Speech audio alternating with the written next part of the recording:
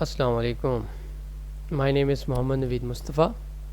जैसा कि आप लोग जानते हैं कि हमने एक प्लेलिस्ट शुरू की हुई थी चैप्टर नंबर 1 की, और आज का जो हमारा टॉपिक्स है वो टॉपिक्स नंबर 2 है चैप्टर नंबर 1 का। टॉपिक्स का नेम है introduction to software development life cycle SDLC। बहुत कॉमन यानी कि ये मेथड है जो मुख्तलिफ सॉफ्टवेयर हाउस में कंपनीज़ में जब सॉफ्टवेयर बनाए जाते हैं तो ये मेथडोलॉजी, ये मेथड्स जो है ना SDLC यूज़ किया जाता है। एक्चुअल में SDLC क्या है? एक मेथड है, एक प्रोसेस है। इसमें मुख्तलिफ प्रोसेस से गुजर के डेवलपर जो होते हैं वो कोई एप्स वगैरह, कोई वेबसाइट, कोई गेम्स वगैरह डेवलपमेंट करते हैं, ठीक है, सिंपल वे के अंदर। इसकी डिफाइन में यही उसने बताया हुआ कि software development life cycle SDLC, इसके एब्रीविएशंस जो है वो है सॉफ्टवेयर डेवलपमेंट लाइफ साइकिल। एक ऐसा फ्रेमवर्क है, फ्रेमवर्क से मुराद के एक ऐसा इन्वायरमेंट है जहाँ पे हम क्या करते हैं, हम डिफ़ाइन द प्रोसेस, अपने प्रोसेस को डिफ़ाइन करते हैं, यानी कि हमने क्या क्या काम करना है, उस प्रोसेस के मुताबिक हम अपनी एप्लीकेशन को बिल्ड करते हैं। और एप्लीकेशन हमारी बड़ी ऑर्गेनाइजेशन फॉर्म के अंदर, बड़ी ऑर्गेनाइज फॉर्म के अंदर जो है ना बिल्डअप होती है, ठीक है जी। इसमें हम अपने इनिशियल कंसेप्शन को लेके चलते हैं, यानी कि इनिशियल फेज़ के ऊपर हमने जो भी अपनी कस्टमर की एनालिसिस करके, कस्टमर के बारे में या अपना एनालिसिस किसी कंपनी ने करके, ठीक है, या कस्टमर्स की एक्सपेक्टेशंस को देख के हमने जो भी रिक्वायरमेंट्स लिखी होती हैं उसके मुताबिक ही हमने जो है ना वो अपने सॉफ्टवेयर को बिल्ड करना है, और उसके लिए हम SDLC प्रोसेस से हमें गुजरना पड़ता है। और देन हम अपने इनिशियल कंसेप्शन, यानी कि जो भी हमने रिक्वायरमेंट्स एक सॉफ्टवेयर को बनाने के लिए लिखी होती हैं, उससे हम गुजरते हुए लॉस के अंदर हम उसको डिप्लॉयमेंट कर लेते हैं। डिप्लॉयमेंट का मीन्स कि हम उसको बना के मार्केट के अंदर सॉफ्टवेयर को लॉन्च करवा देते हैं ताकि लोग उसको इस्तेमाल करें। एंड मेंटेनेंस और लॉस के अंदर हम उसको मेंटेन भी रखते हैं। ये सारी की सारी इसकी डिफ़ाइन है। सिंपल मैं दोबारा आपको बता देता हूँ कि सिस्टम डेवलपमेंट लाइफ साइकिल एक प्रोसेस होता है। इस प्रोसेस में हमने कोई भी एप्लीकेशन का मीन्स के कोई भी सॉफ्टवेयर हमने बनाना, ठीक है, वो वेबसाइट भी हो सकती है, गेम भी हो सकती है, ऐप्स वगैरह भी हो सकती है, ठीक है, AI के टूल्स वगैरह भी हो सकते हैं, मॉडल्स वगैरह भी हो सकते हैं। वो हमने बिल्ड करना है। उस बिल्ड को करने के लिए हमें जिन प्रोसेस से गुजरना पड़ता है ताकि हमारी जो वो एप्लीकेशन है वो अच्छी फॉर्म के अंदर बिल्ड अप हो सके, तो वो हमारा जो प्रोसेस है वो SDLC, ठीक है। SDLC एक प्रोसेस, जितनी भी बड़ी कंपनीज़ हैं, ठीक है, और जितने भी सॉफ्टवेयर होते हैं वो SDLC के मुताबिक ही अपने सॉफ्टवेयर्स को बिल्डअप करते हैं। SDLC, खैर मेरी यहाँ पे एक बात सुनिएगा, जितने मेरे लिसन सुनने वाले हैं खुसूसन ICS के स्टूडेंट, SDLC ज़्यादातर वहाँ पे इस्तेमाल होता है, ये मेथडोलॉजी या ये फेस, जहाँ पे कस्टमर की जो नीड्स होती है, कस्टमर कहता है कि इस तरह ये हमारी जी रिक्वायरमेंट्स है, इसके मुताबिक जो है ना आप हमारा ऐप्स वगैरह या कोई भी चीज़ जो है ना एप्लीकेशन बिल्ड कर दें।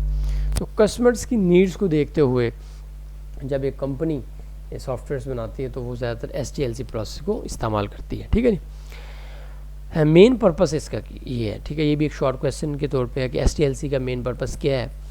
मेन इसके पर्पस यही है, लिखे हुए हैं यहाँ पे, डिलीवरी हाई क्वालिटी सॉफ्टवेयर, ठीक है, अच्छा, यानी कि इस SDLC के मुताबिक देखें SDLC के बगैर भी सॉफ्टवेयर बन सकता है, ठीक है, एक प्रोसेस है, इस प्रोसेस के मुताबिक आप सॉफ्टवेयर बनाएं तो वेल डन है, अगर ना भी बनाएं तो कोई बात नहीं, फिर भी आपकी सॉफ्टवेयर या एप्लीकेशन बन सकती है। लेकिन अगर आप इस SDLC के मुताबिक बनाएंगे तो देन क्या होगा कि आपकी सॉफ्टवेयर्स की जो टाइम के ऊपर डिलीवर होगा, इसकी क्वालिटीज़ अच्छी होगी, ठीक है जी। कस्टमर की जो एक्सपेक्टेशंस है, जो यूज़र यानी कि कस्टमर क्लाइंट्स जो चाह रहा चीज़ें वो फुलफिलमेंट होंगी। उसके बाद आपका जो विद इन टाइम्स, यहाँ पे लिखा ना reach completion with in time, यानी कि जो एक टाइम लिमिट है, फॉर एग्जांपल हमारा सॉफ्टवेयर हम जा रहे हैं 10 मंथ के अंदर या 1 साल में या 6 मंथ में या 4 मंथ में कंप्लीट हो, तो SDLC के मुताबिक अगर हम वो सॉफ्टवेयर बनाएंगे तो हमारा सॉफ्टवेयर वो पूरे टाइम के ऊपर कंप्लीट होगा। कॉस्ट एस्टिमेशन, यानी कि जो एस्टिमेट हमने कॉस्ट का लगाया होता है वो भी अच्छी तरह फुलफिलमेंट होगा, वरना अगर SDLC के बगैर चलेंगे तो कॉस्ट एस्टिमेट हो सकता है कि ज़्यादा हो, जिससे कंपनीज़ को नुकसान भी उठाना पड़े।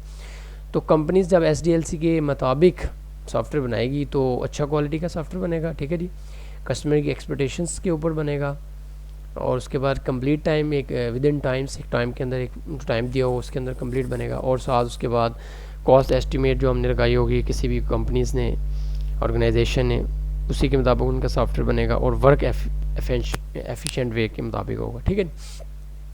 तो इसकी डिफ़ाइन भी हो चुकी है और इसके पर्पस भी हो चुके हैं। बाकी यहाँ पे एक थोड़ा सा एक और इसका एक सब टॉपिक्स है, वो है जी फ्रेमवर्क इन सॉफ्टवेयर डेवलपमेंट। ये मैं आपको ना थोड़ा सा बता देता हूँ। देखें, सॉफ्टवेयर इंजीनियर जो भी होते हैं या कोई भी डेवलपर होते हैं, जैसे मैं भी एक अल्हम्दुलिल्लाह एक डेवलपर हूँ एआई का, वेब डेवलपमेंट वेबसाइट के ऊपर भी काम करता हूँ बैकएंड पे। तो हम ना सॉफ्टवेयर डेवलपमेंट करने के लिए मुख्तलिफ फ्रेमवर्क इस्तेमाल करते हैं। फ्रेमवर्क क्या होता है कि फ्रेमवर्क ने एक स्टैंडर्डाइज रूल्स के मुताबिक बना दिया जाता है। मुख्तलिफ फ्रेमवर्क है, मैं भी आपको बता देता हूँ। मार्केट्स के अंदर अगर आप सर्च करेंगे तो आपके पास काफ़ी फ्रेमवर्क आपको नज़र आएंगे। यहाँ पे जैसे लॉरावेल है, ये PHP का फ्रेमवर्क है। एक्सप्रेस डॉट JS है, ठीक है, JS का ये है। कोड इग्निटर्स, ये उसका PHP का है। ASP.NET है, ठीक है जी।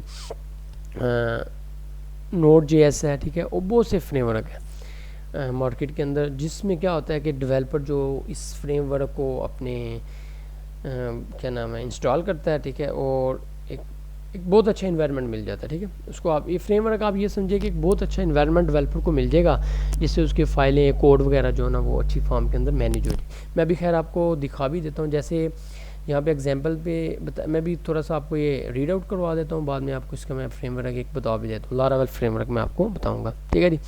फ्रेमवर्क एक स्टैंडर्डाइज रीयूजेबल कंसेप्ट होता है। प्रैक्टिस यहाँ पे लोग करते हैं, मुख्तलिफ टूल्स को इस्तेमाल करते हुए सॉफ्टवेयर एप्लीकेशन डेवलपमेंट किया जाता है।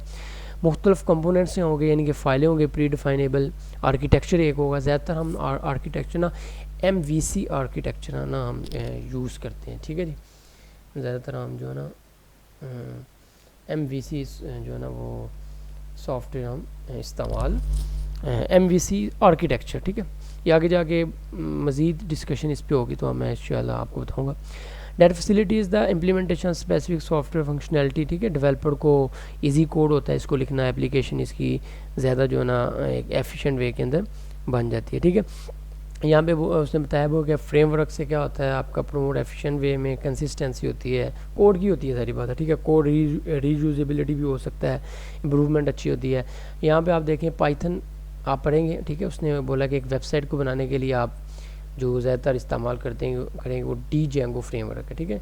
यहाँ पाइथन के जो फ्रेमवर्क है मैं आपको बता देता हूँ। पाइथन फ्रेमवर्क ज़्यादातर Django है, और उसके बाद एक आपके पास फ्लास्क भी है, ठीक है जी। 10 फ्रेमवर्क है यहाँ पे उसने दिए हुए। Django है, फ्लास्क है, फास्ट API है, चेरी पॉय है, ठीक है जी। ये फ्रेमवर्क है। मैं आपको जो अभी बताने जा रहा हूँ ना जी फ्रेमवर्क के बारे में थोड़ा सा, वो जी आप सुन लें, देखें वो लारावेल है, ठीक है जी। ये मैंने VS कोड ओपन किया है, आपको प्रीवियस वीडियो में बताया था ना मैंने VS कोड पे हम काम करते हैं। यहाँ पे मैं अपना फोल्डर ओपन करता हूँ, एक प्रोजेक्ट्स है, ठीक है जी।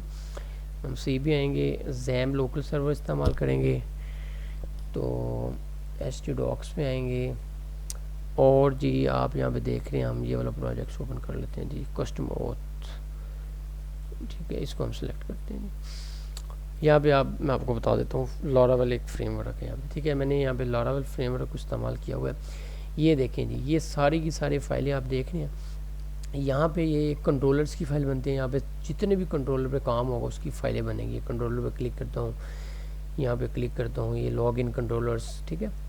ये MVC पैटर्न को इस्तेमाल करता है। यहाँ पे अभी आपने देखा था ना डिफाइन में उसने यहाँ ये बोला था कि आप करने के लिए आपको कंपोनेंट्स और आर्किटेक्चर्स एक देता है आपको। यहाँ पे MVC आर्किटेक्चर देता है, मॉडल, व्यू और कंट्रोलर्स होते हैं यहाँ पे देखें ये आपके कंट्रोलर्स हैं, ठीक है। ये आपके मॉडल्स हैं, ये यहाँ पे ये देखिए मॉडल्स। यूजर.php भी सारी बात है। मैंने आपको बोला था ये लारावेल का फ्रेमवर्क है, PHP का यानी कि फ्रेमवर्क है लारावेल, ठीक है। PHP एक वेबसाइट बनाने के लिए जो है ना लैंग्वेज इस्तेमाल होती है, उसका फ्रेमवर्क है लारावेल, ठीक है। MVC पैटर्न का इस्तेमाल करते हैं। M से मुराद आपके पास मॉडल है, ये मॉडल के यहाँ पे जितने भी मॉडल्स क्रिएट करेंगे उनकी फाइलें पड़ी होगी। कंपोनेंट्स यानी कि फ़ाइलें ये कंट्रोलर्स की हैं, ठीक है। उसके बाद और भी काफ़ी चीज़ें हैं। कॉन्फ़िगरेशंस में आपके ज़्यादातर वो आ जाती है, माइग्रेशंस, फैक्ट्रीज वगैरह, ये सारी डाटाबेस हैंडल्स करता है। और MVC और व्यूज़ भी होते हैं, ठीक है जी। व्यू मैं आपको बता देता हूँ जी, कहाँ पे वो व्यू यहाँ पे ओपन हो जाते हैं। नहीं व्यूज़ यहाँ पे किधर गया, पब्लिक्स भी ओपन हो गया आई थिंक, नहीं बल्कि हाँ ये व्यू रे, ये व्यूज़ पे हम आएंगे तो ये लॉगिन ब्लेड फॉर्म जो ना ब्लेड यानी कि टेम्पलेट भी इस्तेमाल करता है, मुख्तलिफ टेम्पलेट यहाँ पे इस्तेमाल होते हैं। ठीक है, ये मैंने आपको बता दिया जी, इसका यही प्रैक्टिकल्स था। मेन हमने चीज़ें तो बिल्ड अप नहीं करनी, ठीक है, आपको बस मैंने बताना है ये चीज़ें हैं। ठीक है जी, एंड यहाँ पे भी ये बताया उसने एक वेबसाइट बनाने के लिए आपको जो है ना वो डीजेंगो फ्रेमवर्क इस्तेमाल कर सकते हैं। ये पाइथन का, मैंने जो आपको बताया वो PHP का लारावेल है। ठीक है, डीजेंगो में क्या होता है, वो इजीली कहता है लॉगिन कर सकते हैं डेटाबेस सिस्टम, पेज टेम्पलेट आप इस्तेमाल कर सकते हैं। यहाँ पे देखें ना, मैंने यहाँ पे लॉगिन ब्लेड लिखा हुआ, ब्लेड एक टेम्पलेट है इसका। ठीक है, ठीक है, इंशाल्लाह उम्मीद करता हूँ कि आपको इस टॉपिक्स की समझ आई होगी। छोटा सा ये टॉपिक्स था। इंशाल्लाह नेक्स्ट वीडियो में हम STLC के जो स्टेजेस हैं सारे के सारे प्रोसेस, वो इंशाल्लाह हम ब्रीफली तौर पे पढ़ेंगे। अल्लाह हाफिज़।